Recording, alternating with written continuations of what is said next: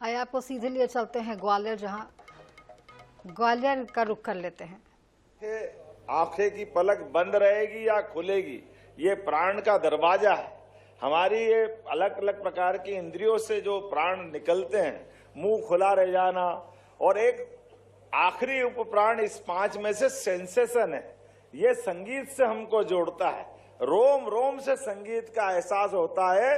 ये जीवंतता की पहचान होती है, जिसके माध्यम से कहने के लिए हमारा एक मुख है और एक मुख नाभि मुख है, जो माँ के गर्भनाल से जुड़ा हुआ है।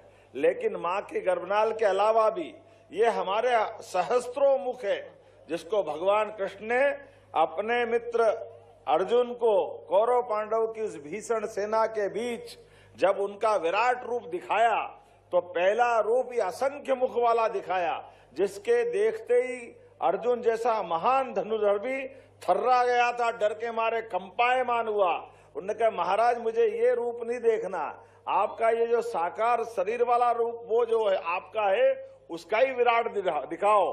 तो भगवान ने दूसरा रूप दिखाया था। इसको सरल शब्दों में वैदिक मंत्र में कहा जाता यत पिंडे तत् ब्रह्मांडे। ऐसे में हम सब जानते हैं, ये जो रोम रोम के माध्यम से हमारे जीवन की चेतना आती है, जो अपने शरीर के रोम के माध्यम से पसीना आता है, ये हमारे मुख मुद्रा है। अब किसी को भी स्लाइन चढ़ा करके अगर जीवन बचाते हैं, तो ये मुख ही है उसका शरीर का।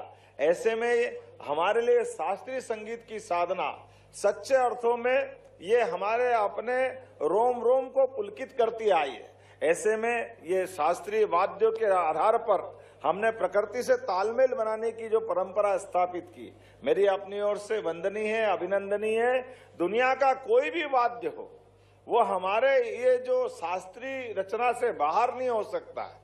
और एक कठिन बात भी है, वो अपना कोई वाद्य बजा ले, हमारा कोई भी वाद्य कलाकार अपना शास्त्रीय जो भी जानता है, वो हर एक व्यक्ति के साथ अपनी तालमेल कर सकता है। ये विशेषता अगर कहीं है, ये भारतीय शास्त्रीय संगीत की विशेषता है, जो हर एक किसी से तालमेल करना जानता है, हर एक के साथ अपने कदम ताल करके अपनी इस आनंद की यात्रा में सम्मिलित होता है। इसलिए हमारे कोई भी देवी देवता अपने जीवन में कोई न कोई वाद्य से जाने जाते हैं।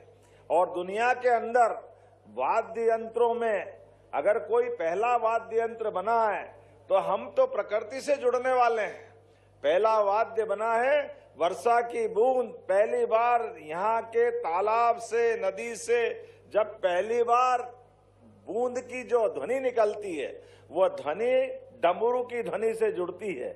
और डमरू की ध्वनि से, इसलिए दुनिया का पहला वाद्य अगर है तो डमरू है, जो महादेव शिवशंकर के नाम पर हम देते हैं। हमें इस बात का आनंद है। ये ऐसी कई सारी बातों को समेटे हुए, और बांसुरी तो भगवान कृष्ण के लिए वाकई क्या आनंद की बात है।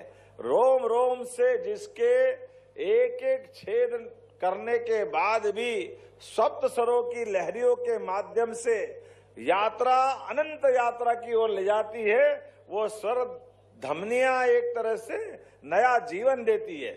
मेरी अपनी ओर से संवेद सर के वाद्य यंत्र के अवसर पर जो आपने रिकॉर्ड बनाया है, ये हमारी संगीत सम्राट तानसेन, महारानी लक्ष्मीबाई, महाजी सिंधिया, स्वर्गीय राजमाता विजय राजा सिंधिया, हमारे सभी जैन तीर्थंकर सहित यहाँ जितने भी देवी देवता हैं, सबके इस धाम पर खासकर आज का ये जो रिकॉर्ड बना है, ये हमारी प्राचीन विरासत को जीवंत करने वाला है। मेरी अपनी ओर से आप सबको कोटि से बधाई, बहुत बहुत धन्यवाद। भारत माता की जय।